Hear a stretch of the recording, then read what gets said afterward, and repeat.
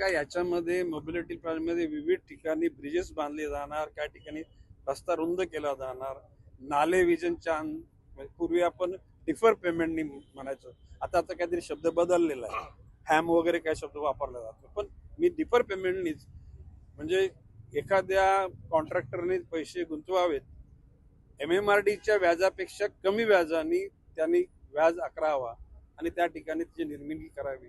नाले एकदा झाले, होल्डिंग पॉइंट झाले, शहरातले आता एक नमुना म्हणून रिडेव्हलपमेंटचा मी सादर करतोय.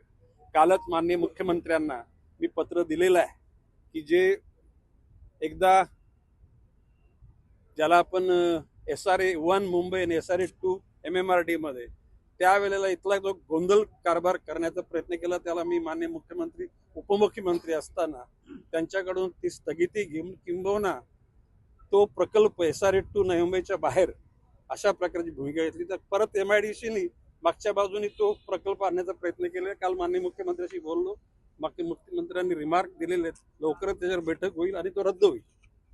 कुठल्याही कॉस्टमध्ये तो MIDC मार्फत होणार नाही. महापालिकेच्या नियंत्रणाखाली त्या ठिकाणी तो विकास होईल. म्हणजे तो गावाचा असो, कॉलनीचा असो, झोपडपट्टीचा असो. महापालिकेचा आयुक्त सुद्धा अन्य प्राधिकरणाच्या अधिकाऱ्यांच्याच लेवलचा असतो आणि म्हणून माननीय आयुक्तांच्या नेतृत्वाखाली हा पुनर्निर्माण होणार आहे. सर, सभागृहामध्ये शिवसेनेची दुटप्पी भूमिका दिसते. तुम्ही 58-60च्या करणं मागणी आहे, पण नगर विकास खातं जे ब्रेक लावण्याचं काम करतंय याच्याकडे कसं पाहताय? हे बघा, आता बाब अशी आहे, या 58 60 करण्याचा उगम कुठून झाला? आज आपल्या महापालिकेमध्ये 10 उपायुक्त आहेत. नियमाप्रमाणे 5 उपायुक्त हे आपल्या स्थानिक स्वराज्य संस्थेच्या प्रशासनामधून असायला पाहिजेत. डेप्युटेशनवर म्हणजे ज्यांचा सेवा वर्ग कालखंडात तसे ना, आज जवळ 9 उपायुक्त हे शासनाकडून या ठिकाणी डेप्युटेशनवर आलेले आहेत. हे शोभण्यासारखं नाही. मी माझा खेद व्यक्त केलेला आहे. भविष्य काळामध्ये या चुका दुरुस्त केल्या जातील. चुकीच्या पद्धतीनं ज्यांच्या नेमणुका झाल्यात त्या सुद्धा नेमणुका बरोबर टू द पॉइंट करण्याच्यासाठी मला जे प्रयत्न करा तेवढे मी करणार आहे. आता मुद्दा आला की बरेचसे अधिकारी रिटायर्ड झाले. रिटायर्ड झाल्यानंतर त्या अधिकाऱ्यांचं काम आहे की समजणारा इथं अधिकारी शिल्लक नाहीये. म्हणून माझं म्हणणे माननीय मुख्यमंत्र्यांना पण बोलणार आहे की 58 60 करताना सरसगट ते व्हावे, परंतु नवी मुंबई महानगरपालिकेमध्ये सर्व स्तरावरचे अधिकारी वर्ग सक्षम निर्माण होत नाहीत तोपर्यंत जुन्या अधिकाऱ्यांना ठेवण्याची भूमिका घ्यावी, अशा प्रकारचं पत्र मी माननीय मुख्यमंत्र्यांना देणार आहे. उद्याला राज्य सरकारचा निर्णय 58 असेल तर आम्ही का त्याला विरोध करतो, परंतु 58च्या एकूण त्या वयोमर्यादेची त्याला कट ऑफ डेट पकडल्यानंतर महानगरपालिकेमध्ये काम करायला अधिकारीच राहणार नाही, हा विचार करायला पाहिजे. आणि बाबाशी काल मी महासभेचे सगळे महासभा मी ऐकली रात्री, त्यामध्ये बऱ्याच लोकांनी आपली बुद्धिमत्ता, कोणी डिकेट्स म्हणतो, दशक डिकेट म्हणतो, डिकेट्स म्हणतो. आता काय कोणाची बुद्धी काढायची? नवी मुंबईतल्या 500 स्क्वेअर फुटाच्या घरांना कर माफ करावा हा ठराव नवी मुंबईने पहिला केला. त्यानंतर मुंबईला झाला, मुंबईची कार्यवाही सुरू झाली. मग नवी मुंबईची का नाही झाली हे विचारा ना. आपलं पायाखाली काही जळतं ना ते पहिले बघायचं. मला वाटतं मी जास्त बोललो, पुरे झालं. सर, काल मुख्यमंत्र्यांचा अपमान केला गेला. दादाला तिथे बरोबर उत्तर द्यायची दिलेली. हे बघा, खरं म्हणजे शहराच्या रचना करताना ज्या चुका घडल्या होत्या त्याचा चुका दुरुस्त होत आहेत. पाम बीच मार्ग मधून सेक्टर 17च्या कडून निघताना मुंबईकडून पुण्याकडे जाणाऱ्या रस्त्याला जोड रस्ता नीट नव्हता, होता वळणं घेऊन. आज ती चूक दुरुस्त केलेली आहे आणि पाम बीच मार्ग मधून सेक्टर 17 मधून पुण्याकडे जाण्याकरता ही सुविधा निर्माण केलेली आहे. ज्याने कोणी कल्पना ज्याच्या डोक्यात आली त्याचं कौतुक आणि ज्याने केली त्यांचं सुद्धा कौतुक. भविष्य काळामध्ये लोकप्रतिनिधी हे निश्चितपणे शहराच्या विकासावर असलेल्या काही चुकीच्या गोष्टी नजर ठेवतातच, परंतु जनतेनं नजर ठेवणं जास्त गरजेचं आहे. प्रामुख्यानं आपण मीडियाची लोक, प्रिंट मीडिया, इलेक्ट्रॉनिक आणि सोशल मीडिया, आपण सगळ्याच बाबतीमध्ये जागृत असताना आजवर आपण जागृत राहिल्यामुळे नुसत्या स्थानिक स्वराज्य संस्था नाही तर राज्य स्तरावर आणि देश स्तरावर ज्या काही आमूलाग्र सुधारणा झाल्या त्याच्यामध्ये मीडियाचा फार मोठा वाटा आहे. माननीय महापौर आणि उपमहापौरांना मी आता सूचित केले, नुसतं वरवरचं आपलं शहर सुंदर नव्हतं, अंतर्बाहेर ते सुंदर असलं पाहिजे, लोकांना ललांबूट ठरेल असं ते राहायला पाहिजे आणि ते निर्माण होईल त्याला त्याचे आपण सगळेजण भागीदार असू, यशाचे भागीदार आपण सगळे असू आणि निश्चितपणे विश्वासाने सांगतो मी की हा बदल घडेल. काल जयकुमार यांच्यासोबत आपली बैठक झाली. 50 किलो बोनससंदर्भात काय निर्णय घेण्यात आलेला आहे?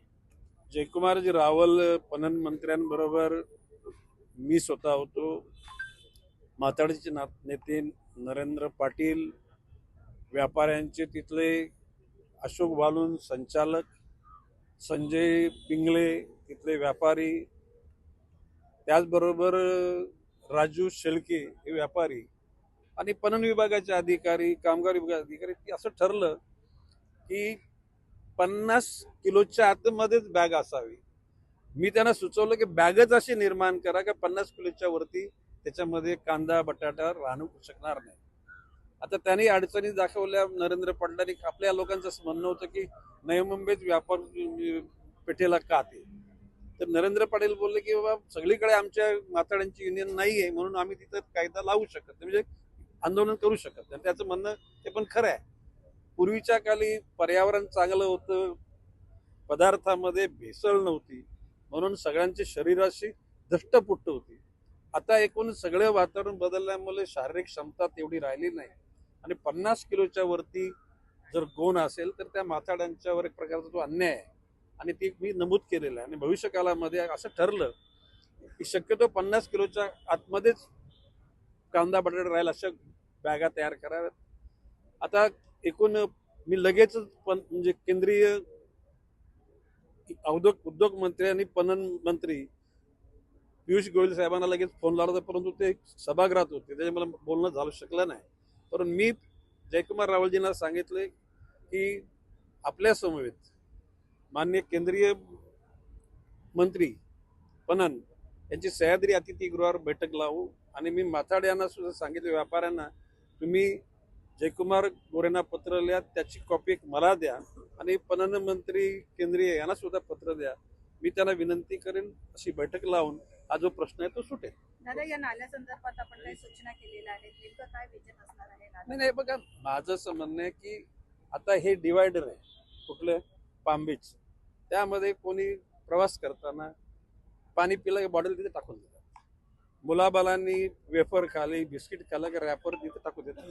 लोकांचं काय, शेवटी काही लोकांना त्याचा अवेअरनेस नसल्या कारणानं ते गोष्टी करतील. मग त्यांच्यावर चिडण्यापेक्षा मी मान्य आयुक्तांना म्हटलं होतं की अशा पाम बीच रोडला एक अशी सतत गाडी फिरत राहावी महापालिकेची की त्या ठिकाणी काय रॅपर कोणी टाकले ते उचलावेत.